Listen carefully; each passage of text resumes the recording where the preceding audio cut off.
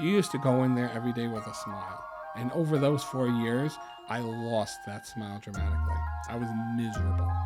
I hated it, and I didn't want it because the way I was not just doing my job, but also I didn't like the way I was being told to do my job.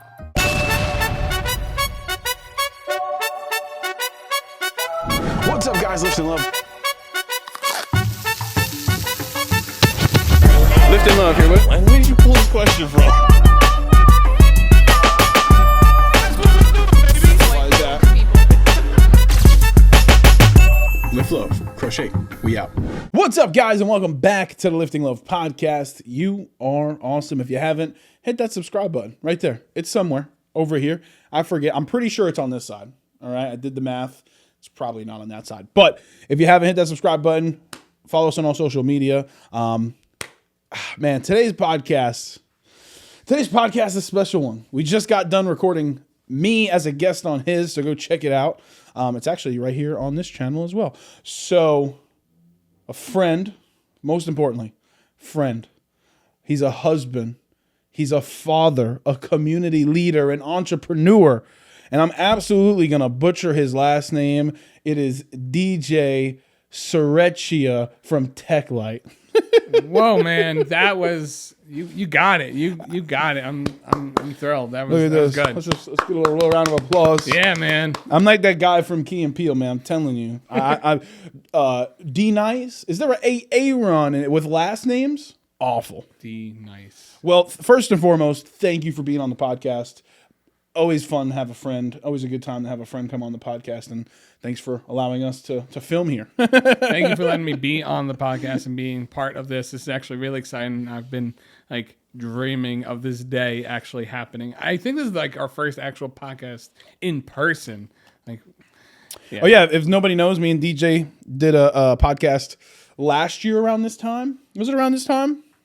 I'd say around this time, yeah. Maybe a little further back, yeah. Leaving the 9 to 5. I think it was 2023, actually. I think. It might have been 2 years ago. It might have been 2 years ago. We're getting old, guys.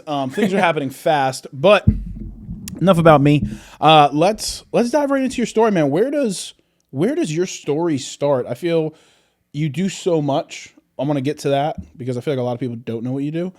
Because you wear many hats. You know what I mean? You have a bunch of different hats. Where does this journey start from you? Is this always what you wanted to do, like high school, college? Talk a little bit about that.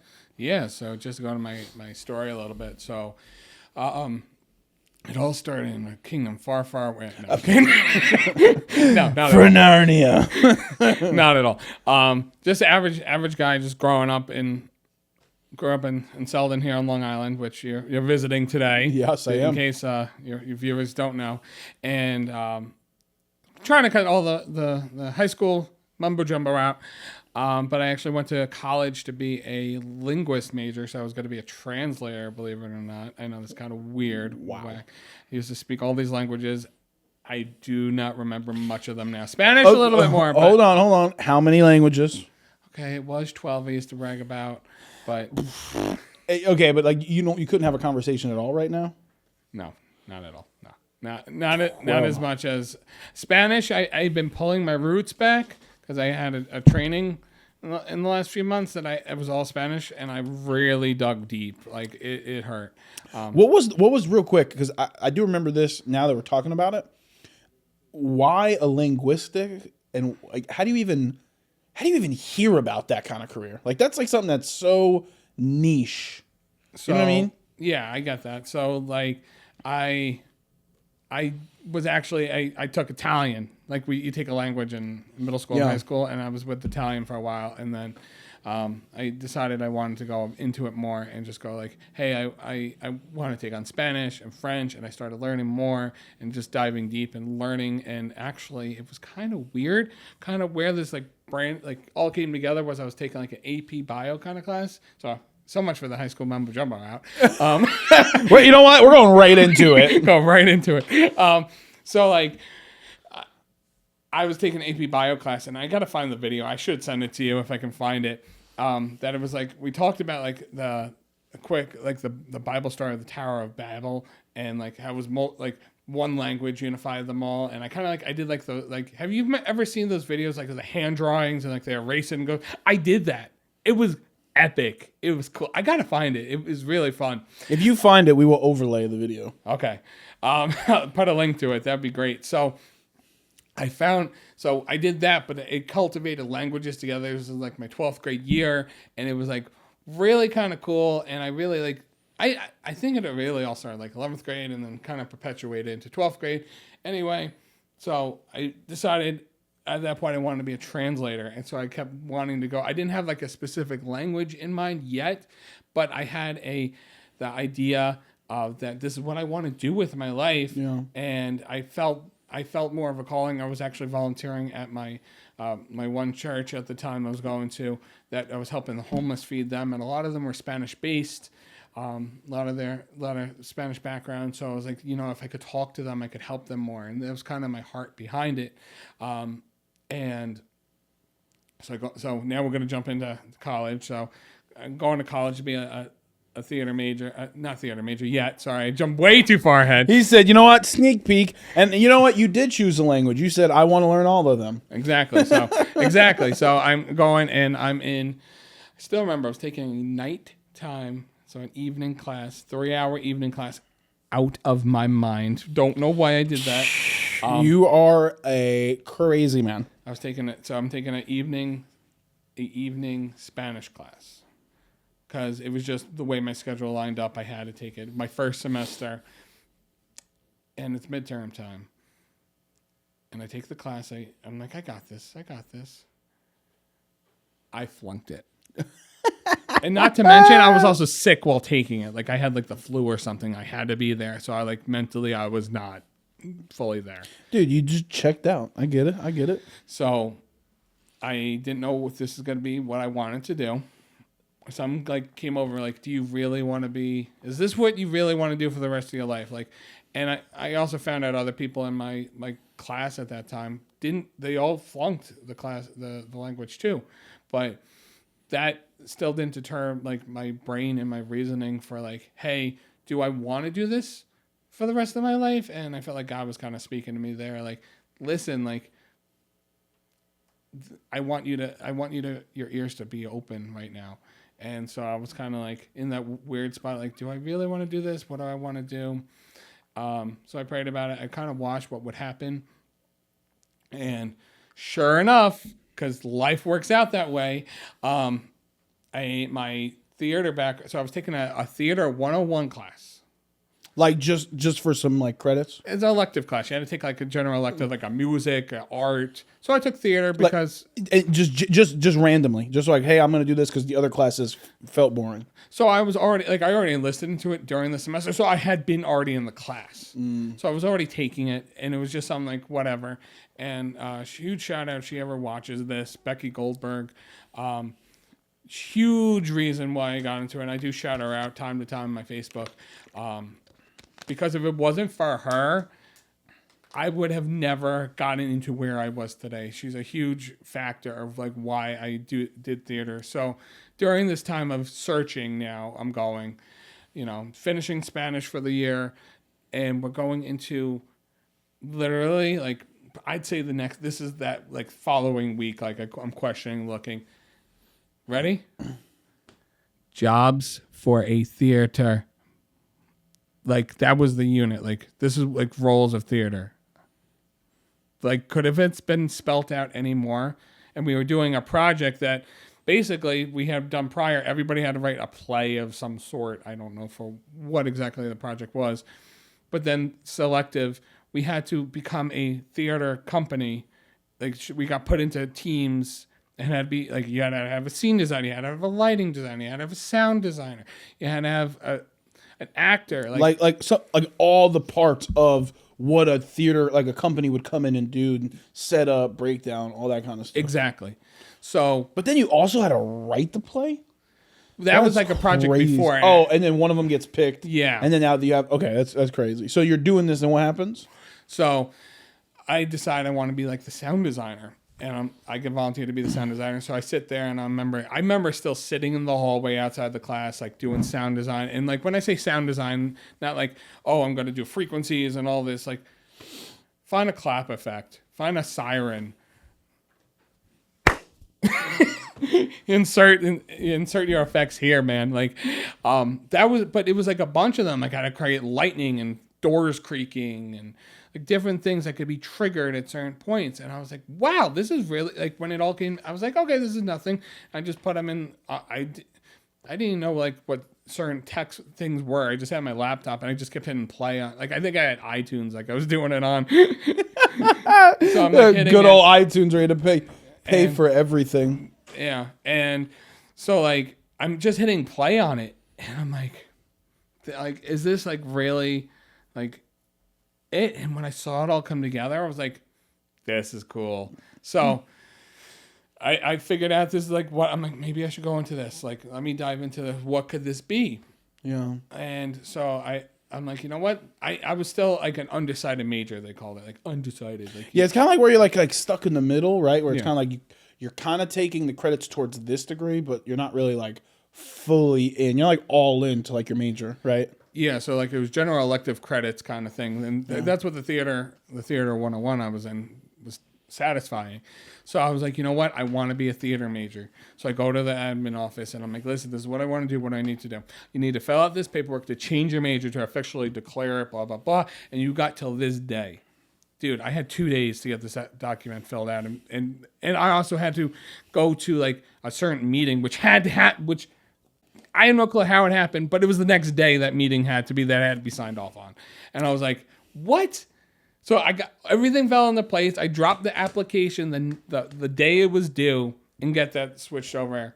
It was like the most like timing thing imaginable. Would you say that is your aha moment of like everything kind of falling together? Yeah, I'd say like everything just came together. Like it wouldn't have worked out any other way. Like for me, because from what I understand of the process was, if I didn't meet that day, I would have had to wait till the next year or the end of next semester to like change it to be able. I wouldn't have also been able to take certain classes because unless it was already declared, you can't take certain classes. I found out. Dude, I think school is like this awesome thing, right? It's like you get such experience in it, and like it also teaches you like you have to go all in. Like if you're gonna get this degree, you have to be all in it. And like that's what college is so much more about the principles than it is about like the actual schoolwork and degree behind it. So like like that happening and you having to choose like, okay, am I going to go all in or am I just going to, excuse my language, but half-ass it? Like that's a huge decision to make. So like in that moment, are you like, what are you thinking about? Are you like it wasn't the theater, it was the music design. It was like, is that when it clicked? Like, or is it all the theater? Talk a little bit about that breakdown. So like it really started clicking when, so yes, it inspired me to have like the sound, like doing those sound effects. Like wow, like this could really be something. Like people get paid to do this. Like yes, it was a class, and actually our group had been the winners because we were the most involved. Let's go. So it was really the guy who actually like built the set. He was part of the theater team already. Funny enough, so he was like, I'll go down in the shop and like pull like plywood out and start building a doorway, and I'm like, okay. I'm like, cool. Nobody's gonna say no to some extra help. So like, okay, so yeah, so like I was like, wow, this is really like what it looks like what it could be, what it looks like to actually like be part of a theater team, and the collaboration part of it. So then I ended up going, I think the following week was like the department meeting, they called it, and they're like, oh, we got a new person involved and we're going to welcome them to the department and the DJ's going to be involved. And I was like, this is really cool. So then like going into like setting up my classes next semester, and like long story short, out of all this, I actually became a lighting designer major. Like I focused it was all on technical theater terms, but it was also like the lighting was my main focus, which I found out, funny enough, no coincidental. So my grandfather, who we're going to go into later as we go into my story a little bit more, he's owned his own business for well over 30, 40 years. Guess what it's in? I'm going to take a wild guess and say he's in the roofing business. So. No, not at all. Lighting. That's crazy. Not theatrical lighting, but like lighting, in like general. like street lighting. He does all that. He sells that to the county and the towns. And I could act. What was wicked here was the language that I was learning about lighting. Like I had taken the next semester, I was taking a lighting 101 class, and I learned lighting lingo. I was able to communicate that to him, and he knew everything I was saying because it was generic enough across the lighting industry. It was like lumens and photometrics and different terminology that we were talking about, and he was able to understand it. It made me like, and mind you, my grandfather. This is why it was wicked. Was it's not like my grandfather and I have been distant. I've known him my whole life. Like I grew up going there on weekends all the time. Like it's not like I didn't know him. Like it was just so like I never put it together. You see someone in a new light when you guys can like connect over it. Yeah, 100%. So where does this go? And like when did you monetize it in a sense of like, oh, like this can actually be a company? Like when did that kind of come into play? So all right, so we're gonna go for a time warp here.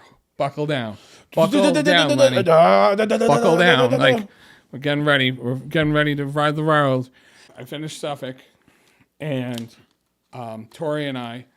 So Tori and I had just gotten together my final semester at Suffolk, and we were very surprised. Not really. That we were expecting Isabel. Towards the end of the semester, we found out, and I had just gotten a fully acceptance to Full Sail University in Florida, full ride, tuition, room and board, and I was gonna go. I took the acceptance, and it was booked. I was going in August. Like, and real quick, what were you going for?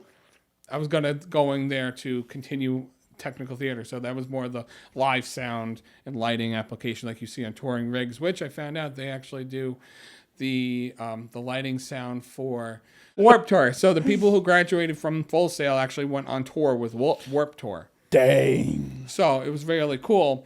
So I was like, I already saw the job lining up. So, and it was like an 18-month program. You got in. It was all paid. Like I had it already booked. Like because of my grades, my GPA, all that. I experienced from that. Like from Suffolk, they were like, yeah, listen, we'll get your bachelor's in it. Like you get your certs. Like we'll get you going. And we expected the little one, and Tori didn't want to make the move initially. So it was like I was kind of torn. So I was like, you know what? That summer, I picked up a job at Home Depot, our local Home Depot. And it's like, you know what? Let's see what could happen. And, make some summer money, but I needed to figure out what was going on. If I was going to go, if I wasn't. And so long story short, I backed out of Full Sail. And that was a ultimate family decision. And I said, you know what? Is this, where am I going to go? I prayed about it, and I started looking around at local AV companies, and I had found one that was, I worked there for about 6 months-ish. Yeah, maybe 6 months. In South Nassau County. I lived in North Suffolk County, East North Suffolk County. I had to be there at sometimes 6, 7 o'clock in the morning. So when I'm saying I'm leaving, I was leaving at like 3, 4 o'clock in the morning to get there because the trip was nuts. The drive was insane. And now I'm giving you a little background on that. Long story short, I wasn't there too long with that company, doing a lot of city work. Listen, for those of you watching who don't know Long Island, so a lot of people, when I moved to North Carolina, a lot of people thought that I lived in Manhattan. So I had to educate a lot of people. From Long Island to the city could be anywhere, depending on where you're going, from 45 minutes to 2 hours, depending on where you're going and traffic. At the minimum. At the minimum. It's nuts. So, like my buddy goes from Shirley to Queens every day. It's almost an hour and a half. Queens is still, okay, for those of you who don't know, Queens is still on Long Island. Didn't have to go over a bridge, doesn't have to go through a tunnel, doesn't have to go into Manhattan, an hour and a half away. Yeah. That's insane. Yeah. So, but continue, sorry. So you're good. So I doing this trip every day, and I said I can't take it anymore. Some guy, a company I had applied to at the same time I applied to this company, they just bit first. He reached out and he was like, "Hey, listen, I don't have any full-time positions right now, but I have freelance gigs if you want to take that." And I didn't because I take this full-time position. So that doing that for 6 months, it was burning me out. Like I was burning the wick at both ends. The baby was on the way, had to figure things out. And they're like, "Oh, move closer." It's not that close if I. Bro, I love how people just make it that like the excuse, right? Like just move closer. Like that's not something that you can just do. It wasn't easy. So especially the baby on the way, like it wasn't. Oh, just move closer. I couldn't do that. So I had 2 meetings with this other guy, and I told him my deal. He was like, "Listen." Like the first time, it was like, "Listen, I can make you a receptionist." I was like, "I'm a tech guy." Like, so I got into doing audio. So this job I initially took was doing audiovisual for corporate events in New York City. So like high end, rich people, like suit and tie, not cheap equipment. Like it was a serious deal. So, but I had a special agreement with them, and I told him. I'm sitting with him, and I said, "Listen, I can't take freelance work, and I can't take a receptionist gig." I did consider it, though. I mean, brother, everybody's considered something like that before. So I was like, "I can't do that, but I appreciate the offer." Yeah. And I'll let that, and I put that down on the table and left it be. And the next week, he sends back to me. He goes, "Hey, can you come in one more time? I have an offer for you for something else." I mean, what year is this? The guy can't just call you on the phone. Funny enough, he tells everybody to call him, but he wanted me to come in after hours specifically to talk to me. Ooh, this is like Let's Make a Deal, and like Howie Mandel's like, okay, yep, all right, I'll tell him. I'll have him come in, and I'll sit down and I'll tell him, and then he's like telling you to come in. Yeah. So it felt like that. It really did feel like that. So I'm leaving from the other job, and we work out the time, and I go there after hours. We sit down, and he goes, "Listen, I really want you on the team. I made a full-time position for you." And he goes, "We talked it over as the team. We could use you here." I was like, "Okay." And he's like, "And here's how we'll work it." And he matched everything I was making at the other company. And mind you, they were a lot closer, like 50 minutes closer to where I lived than where I was going every day. So I was like, "You know what? We talked about it, and I said, let's do it," because the baby was on the way and we didn't know. And sure enough, no joke, I started a Monday. I remember this. I remember starting on January 5th, that Monday. January 7th, my daughter was born 2 days later. I'm like, imagine me working additional 50 minutes away or in New York City at that point, having to come back. No, I was able to leave the office and go straight to the hospital because I was that local. That's insane. I think one of the most interesting points there is like, you were still trying to figure out like everything with Teklite and all this stuff that you're doing now. So Teklite hasn't at that point fully been born yet. But because you were still working, because obviously you had a kid on the way and you really didn't know the fullness of what Teklite could be like we know it now. But like in the back of your mind, you're like building the business out because you're getting all the experience at all these other places, correct? Yes. So the fire was just like, the torch got lit. It was like a kindling still. It was still getting there, but it didn't know what it could be. It didn't know what color fire it wanted to be yet. Yeah. You know, did it want to be blue, red, white? What does it want? And like I think that's one of the cool things about your story. And honestly, I want to get to the inception of it, but real quick, because you brought up your family, and I know how important they are to you as you guys are about to have your 5th. What's the due date on that real quick? October, I think 18th. Okay, so this podcast will be out before then. The thing about family is like you love your kids so much. Like it's so cool to see. All of them are all uniquely their own little people, little persons.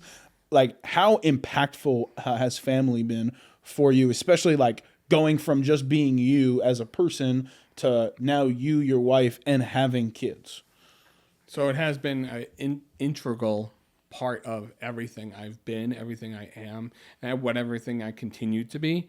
And all my decisions really are based on my family, like my kids. I involve all my decisions. Like I try, like when we catch up also to modern day, all my decisions are now based on like, will this affect my kids? How will this affect my kids? And I also don't look at it just through the monetary, financial aspect of it, but also like the psychological and like the mental state of like me being there with them, like that being more important than like, hey, listen, if I miss a day of work, okay, fine, we'll make it up, we'll figure it out. But guess what? They know that dad was there, that they knew mom was there, that we were there for them, and it plays such a huge role in my story. Yeah, I think one of the cool things too is like even like scheduling things. It's like, hey, like I can't do it this day because I got something for my kids. And it's like, I think being an entrepreneur and like being someone who is like, you're responsible for the money that's coming into your business, the money that's coming into your home. Like as a man, like it is such an incredible feeling to be able to support, right? And I think in life, there's no greater honor than to be a father. So like when you first, Isabel is your oldest, correct? Yes. When you first found out, bring us through finding out what was going through your head, and then when she was brought into the world, and like how has being a father just changed your entire perspective on life? So finding out initially, we were like, oh crap. It really was an oh crap moment. And my mom, if she does watch this, how she didn't find out sooner, I'm just gonna go into this quick. How she didn't find out sooner was kind of like maddening, because we like Tori wanted to make like special shirts and like grandma shirts and all that. Talk about young and stupid, because we both were. We hung it on my bed in my room at my house. Not like she doesn't go in there when I'm not home or at work. She literally hanging there. And Hold up. Please don't tell me she just called you one day. Oh, she didn't.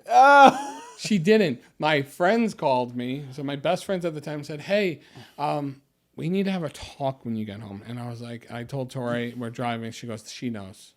What do you mean? I'm like, no, she doesn't. She knows, DJ. Hold on. Okay. There is no way your mom told she told everybody? So my best friend was over with his brother. They were over, and it was, Oh my God. imagine. So I was like, I was scared. Like, I was like, what is she going to say? Because we were trying to make it like a happy surprise. Yeah, that was not a happy surprise. Okay, first off, I just want to let you know, Gabby would kill my mom if she did something like that and like told everybody. So for the record, they were also close friends. They were over all the time. Oh, okay. So it wasn't it's not like a big group of friends. It wasn't like she saw and was like, Johnny, you got to tell everybody this is what's happening. No. Okay, yeah, a little different. A little clarification. different. So then having your first kid, I feel like you probably had emotions for each of them, but like your first kid, as someone who just recently went through that a couple months ago, what was that feeling like? And then just talk about being a dad in general for a little bit. So having her was like, it's just life changing. Like, whole world stops. Oh my gosh, it stopped. And she was also a preemie when she was born. So she was just under. She was about 4 weeks early. She was preemie, but she didn't qualify for NICU, believe it or not. Wow. She didn't, because she actually did that well. She was tiny. She was like 5 pounds 11 ounces, and I think like where she was, and she had lost almost a full pound, and almost qualified for NICU. But because she was progressively doing that well, they were like, no, you don't need NICU. You can go home on time. Like, goodness gracious. Regular recovery, and everything just like my world stopped. Like, it was incredible. Also, as incredible as it is, the scariest moment of your life. 100%. I got to be responsible for this little thing. Yeah. Now I'm going on to my theft. I'm like, yeah, another child. Yeah, it's like, we could throw them around a little bit. Rough them off. They're good. They'll learn. But then now just like going to like being, I think, like for you, like obviously scheduling and like kind of having a life for your kids is awesome, but like the pride you must have because I mean your kids aren't like babies anymore. I mean, you have one that's a baby and then one that's on the way, but like they're like starting to be themselves. They're starting to be little mini versions of you and your wife. Like what has that done to you mentally and just as a man in general? Like how awesome is that going into life? So like, it's awesome because I get to watch them become them, and all four of them. Number 5 is starting to develop it already. Believe it or not, I'll say it. All 5 of them have their own separate personalities, and like them being able to be who they are. I want them to be better than me. Tori wants them to be better than her. You know, we want better for our children. You know, better than we were, better than we acted. You know, and we continue to, and we want them to be happy and smart and, you know, God-loving, and knowing, you know, the right direction to go and how to believe and how to breathe and how to treat others right as well. And just being able to be the father that I have to be for them, and, you know, trying to teach them the right way. You know, Isabel she is 9 now, and she is we call preteen. The hormones are starting, and the craziness is starting. The attitude, the sass, Ooh, is like in full motion.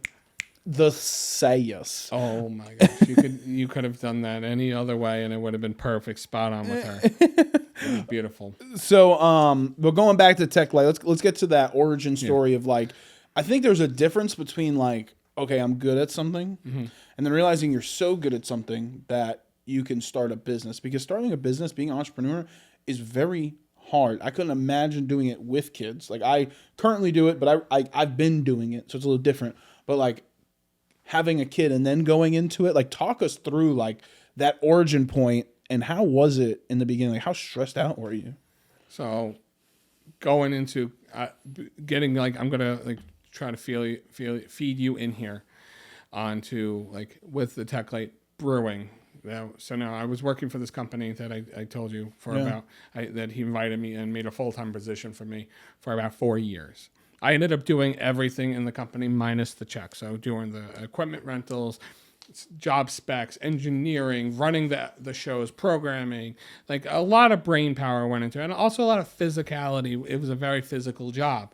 And I was doing a lot of it and this was like a 7-day-a-week job. So there was no volunteering, there was working, there was just no church, like just diving into like this is what, you know, this is what has to be done. And like, it burned at me. And so at this time for this company, we ended up having our I call them the main 3 because it was like pre-COVID.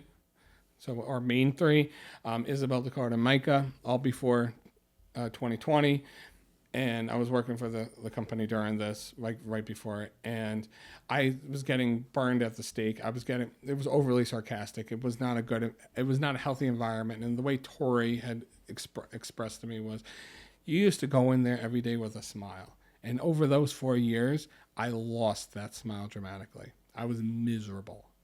I hated it. And I didn't want it because the way I was not just doing my job, but also I didn't like the way I was being told to do my job. I know there's a better way to do this.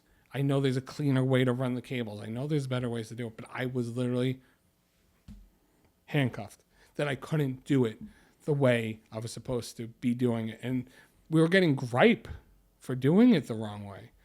And I'm like, I know what to do, but it was one of those things like, well, being told what to do, I'm not allowed to do certain things. I'm not allowed to go out of my way for customers, and it really burned at me. Yeah. And it hurt. And I didn't want my kids to know that either. That this is what you do. Like you don't. I'm going to say it because you said it. Half-assed it. Yeah. I think it's so. Yeah. I think it's so tough because there's like when a business expects a lot out of you, and it's so hard like to justify any paycheck because time is so valuable. You know what I mean? And like it's definitely one of those things where it's like even people who are business owners, I think they also struggle with the fact that just because someone works for you doesn't mean like they also don't have a life. Yeah. And it's like when you're trying to start a family and raise a family and like you're working at this place 7 days a week. I mean, you're killing yourself to make a living. And you know, my wife's favorite saying is like working to live.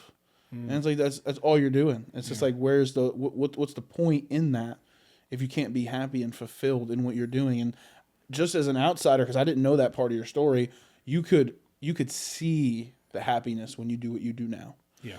That is worth more than any check, than any dollar amount. Your peace of mind, your stress level, I can sense is way. Obviously, there's things that are happening that are stressful.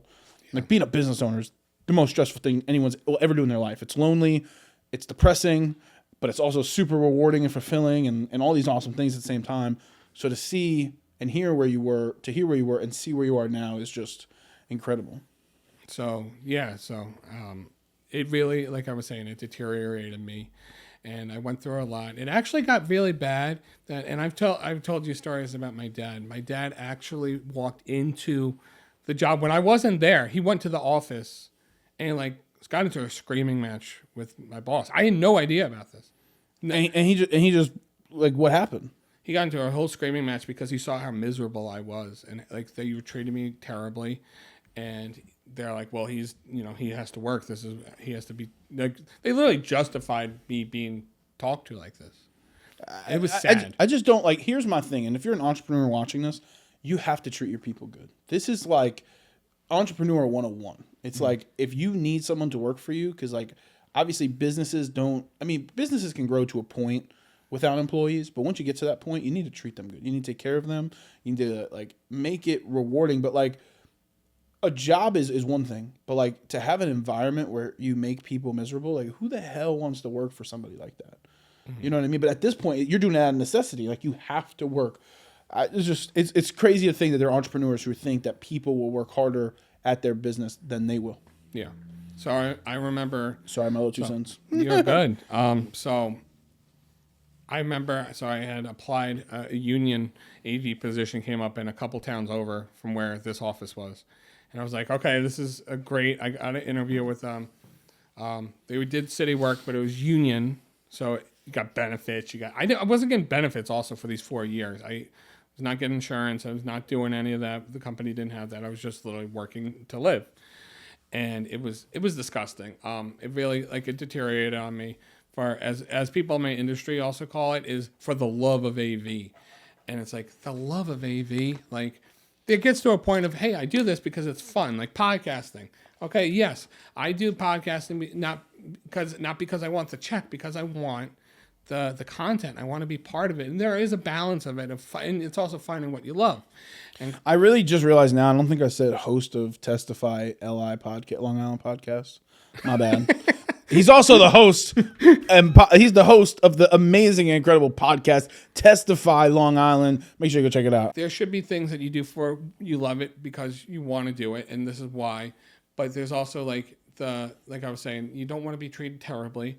And when your work is starting to get hammered, like it burned me out. Like I was getting burned out. There was no break. I had taken one vacation, I think, in my whole 4 years. Like I took a week off, like in my whole 4 years. It was rough. But like, why continue? Like literally just because you needed to feed your family? Yep. And I was being paid minimum. Like I had a full-time job. I was guaranteed work.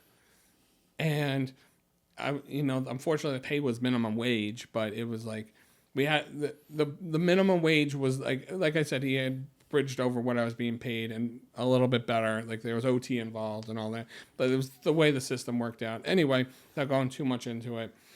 So I applied to this other company and I got accepted for their union AV position, and I got to learn how to do it cleanly, how to do like things the right way. It was really like an awesome opportunity. So I still remember also the last straw that triggered me applying to this job. Like it was like, hey, listen, this is what I want to do. So this is where Teklite started brewing, like really brewing. Was we were on a job out, I think it was like not Staten Island, the eastern one. The Easter one? Eastern one. There's an island. I forget what the name of it is now. My brain is not working. I mean, if you go a little too far east, you got Rikers, but No, not Rikers. No. They're just partying up in the jail. So we're doing like power at this multi-million-dollar mansion. Like we just had to literally just run electric and a generator, and which was fine. And with heavy cables, like 2-aught, 4-aught cables, and we were so. It was me and this other guy, and we were so exhausted. Like we were there all. Like we got there at like 3:00 in the morning to start running cables and getting the like we picked up the generator, drove all the way out there. We had to take a ferry over. So all day for this party. We ran cables around the This is like at least a 10-acre property. At least a 10. My Southern's coming. I don't even have Southern in me. Wow, 10-acre property. Anyway, so we're running these power all day. Refrigerators, ovens, fans. Like it was all outdoor party. It was great. Had a great time. We literally couldn't enjoy the party because the contract says you're not allowed to be part of the party. We just had to babysit the generator, so literally taking naps in the van all day. Like it really was degrading. I didn't want to do it, and so this was the final straw. So party's over. Okay. Shut down we strategically were trying. Now it's pitch black. This ended at like midnight. This thing. We had to pull up all this cable. There's no there's no lights on the property. The generator was supplying lights on the other side of the property. So guess what? We had to, as we unplugged everything, slowly lost light and had to carry these cables that are at least like 20 to 30 pounds of cable by itself across the property. Oh, and not to mention, last ferry was at like 1:30 in the morning. Otherwise, you had to stay there till like 6:00 in the morning. Brother, I'm gone. So we literally got to the point like where we're just throwing cables in the van and we're like, let's get out of here. I'll happily sit at a 7-Eleven coiling cable for the next 2 hours, but at least then I don't have to miss the ferry and have to be stranded here all night. So that was my final straw. And I was like, I need to get out of this. I need to break free of this miserable job. So then what happens at Tech? Like when does Teklite, when is Teklite, and like what did it start as? Because like I know what it is now. We're gonna talk about it here in a second. But like Teklite, when did it officially start? So Teklite really started when it all started brewing when I'm like, I want to do the job right. And I want my customers not only know me by my work, but also by my actions, by what I am, by the quality of my work. And not just, okay, well, the lights look good. Yeah, but if the cables are a complete mess and people are tripping over them, I do remember one thing about you is that you are meticulous about your cables. Very much so. Like everything's organized. One thing I do, you taught me a lot about organization, even though this looks like a mess, but we're still working on it. We're working on it. You know, we're only 50 podcasts in. We're working on it. All good. So like, that was when it was brewing. It started brewing. Like, I want people to know, like, DJ, me. This is not me. Like, this is what I'm told to do, and I don't want that to be a timestamp to me. Do you remember? I'm sorry. Do you remember your first paying job? My first paying job? Like from Teklite, like your first Yes. Teklite gig. What was it? So it was unofficially Teklite was Genesis Church, which really was the catalyst for Teklite to kind of take off and get itself off the ground. We did an LED strip wall, which was really cool. I can send you the links to that. Which was really cool. Custom programming, custom wiring, custom copper. It was a beautiful job. Now that job, I haven't done that since. That job has not been revisited since I'd say COVID times, when we had a couple people look into it. But at that time, it was valued at like $10,000 to $12,000. And then so you just jump into it, and like when did Teklite become what we know it is today? Like, did it start off kind of just getting any job possible, and then it led into like the graphics and all the other stuff you do, or was it more like you did all this stuff out of necessity? Really, what I'm getting at is like, what do you do for someone who's watching this who may not know who you are? So we do full audio, visual, lighting, productions, live events, and graphic media, video editing, and also the installations of all these things into a business. And where really the integral part of it, where it took off, was actually in this very facility we're in right now, a local church, back in 2021. Tori and I had faced a brick wall, brick wall that we Hold up. Dum. So we didn't know where the next check was. We didn't know what was going on. We had hit a brick wall. We didn't have any work coming in. And we didn't know, is it time to close? What do we do? I had reached out to all, my relationships at that point, because we had really lit up during COVID because a lot of churches didn't have live streaming capabilities, and we stepped into that role. So that was literally my next question was when did church get I feel like you work a lot with churches, which is awesome, and I think it's incredible. I didn't know that there was an actual story behind it. Yeah, so during COVID, really where that was, everything shut down here in New York, as you remember, and a lot of church, and I was working that other job in New York City, the Union AV job, and I had a lot of churches reaching out to me at that time, hey, we need help with our lighting. We're trying to do live streaming. We're looking into cameras. We're looking into all these different aspects of it, and we need an expert in it because we don't know. And YouTube, it's one thing to be a YouTube connoisseur and watch all these videos how to do it, but it's another thing to actually do it. And people were buying the gear, spending thousands of dollars on equipment that were not programmed correctly, they're not set up right. And then how many times I can count on multiple hands of mine that how many times I've gone into setups that people had bought them. And there's nothing wrong with other people buying things, but also knowing there is an expertise value in it, and knowing there are professionals involved, that we know what we're talking about, we know what we're doing, and that's where it kind of just really the momentum started. Okay, hey, listen, we're the backbone, and we became the backbone of Long Island here. Technically, we'll call it. I think it's something so cool. I mean, in such an unfortunate situation like COVID, you guys adapted. You guys were able to kind of rebrand in a sense of hey, this is what we're gonna do. I guess similar to what we were doing, but hey, we're gonna specialize in helping church. I mean, what you've done here and all the other churches that I know you've worked with has been some incredible work.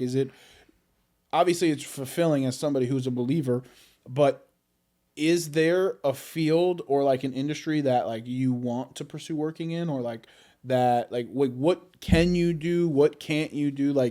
If someone's watching this right now, I want them to gain value, maybe potentially be able to use you one day. What can you do? What can't you do? We can do a lot of things but plumbing, I'd say. Plumbing I've learned. Plumbing I have been learning. No joke, dude. What is today? It's a Monday. So Saturday, my sink broke. The handle broke. And there's water everywhere. I'm literally learning plumbing. So, okay. So just let you know, Teklite Plumbing coming soon. Yeah, no. Or call it Sink Light. Woo! Sink Light. Sink Light repair. My gosh. Sink Light replace. That's great. So we do audio-visual lighting, cameras, live streaming, all that tech. We even have an electrician on staff that we work with. Literally, you're good. You're good at getting to the point right there. I love that, because that's what I was gonna say. I would love if you could send some pictures, because I would love to show kind of some of the stuff that you've done, because AV, I feel a lot of people think of just the person at the switcher, which you can do that, but you guys are doing everything, extensive installs, you guys really will help somebody. Hey, I want to do this with the wall. Okay, we'll bring it to life. That. It's an art form. It is literally an art form to go from, here's my idea, bring it to life, and you guys just go in there and you're able to do it. Do you feel at this point that's your calling? At this point, I feel it's became a need and a calling of my life, very much so, that not just, and I'm finding it's not just Teklite in that sense, but also the expertise of it is needed, where a lot of people don't see that, and they're well, I can do it myself. I can do it for cheap. I can do this. And it's yeah, fine, do it. Go ahead. But then when it flops, then you come knocking at my door. Hey, I kind of messed up. Hey, just to let you know, yesterday's price is not today's price. No. So like, if from all that, like, it's just been on, it's been also been an ongoing journey. And this church we're physically in, actually, we're filming at a local church. Shout out to local church. This episode today was brought to you by a local church. I'll throw a little thing up about them, and their links will be in the description below. You're the man. So like, they were a big. So like, we went through our COVID catalyst and getting us going, getting us off the ground, utilizing our funds appropriately to be able to do what we do, and it was great. And then, so now local church, we actually they approached me, Pastor Mike, great guy. Shout out. Go listen to the Testify Long Island podcast with Pastor Mike. Thank you. So like, Oh, I'm a shameless plugger. I don't care. Do it, man. I love it. So like, we meet and we dream. Like, our first thing was dreaming, and like, then I quoted it, and it was a big dream, big size dream, not something cheap dream, but it was a dream. And I was like, okay, listen. We sat down again. I said, we'll cut back. Nice dream. This is what we look at. And he goes, okay. He goes, DJ, why don't you go harder? I'm like, what? Let's spice it up a little bit. I'm like, okay. In his words, not mine, because he doesn't say spice it up. No way. If you listen to his language, he does not say spice it up at all. So anyway, so we go into, so I spice it up, come back, and goes, okay, here's the check. I'm like, what? Full, not just the deposit, in full. Like, what? Are you sure? Yeah. Because he had gotten a donor for $100,000. That was insane. That's a God move right there. And that helped launch this place and helped us get into, the job was not $100,000, by the way. I wish it was. It was not. It was up there, but it was not $100,000. I wish. But that really got us involved and got us our networks going. And a lot of our relationships have stemmed off of this church, which is incredible. And it's a testament to the church, the community here, and also the relationships built. It's just been, it's been incredible. And Teklite has really grown from that relationship alone. I hate to say it, but we only have a couple extra minutes because my cameras give a hard out at about a little over an hour. Okay. But, so last couple questions. Yes. I was getting at. Any regrets going back from the beginning? You wish you started sooner? Are you content with everything that's how it's happened? Any regrets looking back, knowing what you know now? So knowing what I know now, if I could really say what would I regret not starting sooner. But the biggest thing really is take that risk. Something I've been learning, I've been dabbling into also. I've been reading a book called The God Ask, and I wish I read it sooner. When it talks about taking risk and trusting God in it, jump in it. If you need to read that book, I will send Lenny the link to drop it in there, get that affiliate link going, whatever it needs to be. Take that leap of faith, take that risk, and let yourself know in the future this way that, hey, it's going to be okay. You will land on your feet. You're not sure how you're going to get to that spot, but you will get there. And I wish I did it so much sooner, but also, granted, I wish I had the knowledge that I knew at that point sooner. I feel like you do need the experience still. And there's nothing wrong with experience, taking the extra jobs, whatever you need to be to grow and get there. But it's also going to be knowing the impact also that you can cause is incredible. It's insane. It's amazing. It's insane.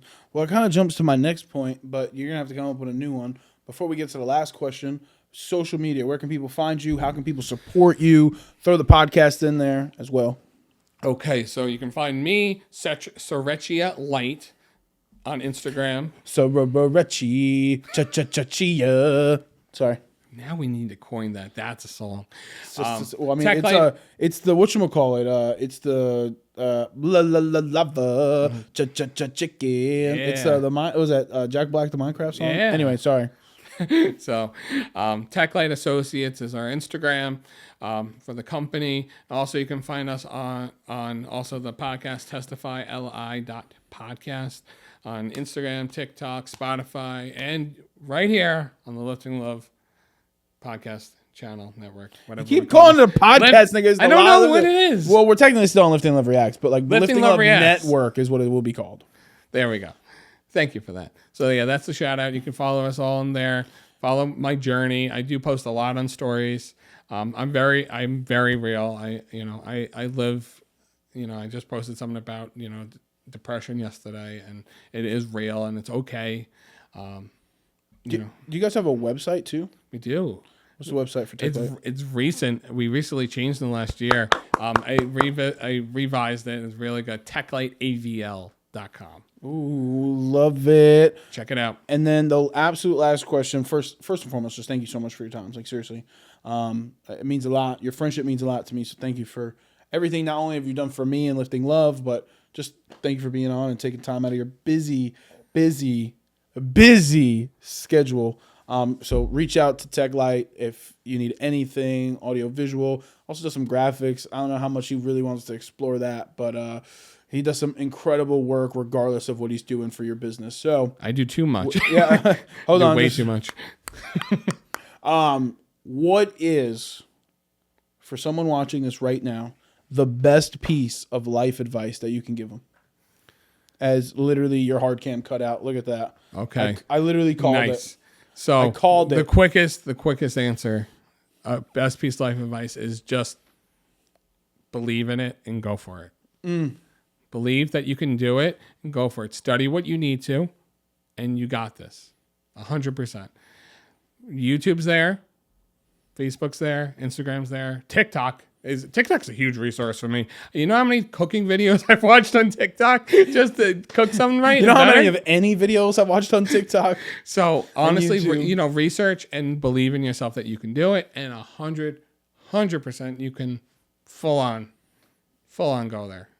Well, my friend, thank you so much. If you haven't, go check out his page. Everything he's doing between Teklite and the podcast. He has some incredible guests on. He's going to have this ugly duckling over here on his podcast coming soon. By the time this airs, I'm pretty sure my podcast will be out. So go check it out here on the Lifting Love Network. Lifting Love Reacts for now, soon to be the Lifting Love Network. But most importantly, guys, hit that subscribe button. Follow DJ from Teklite.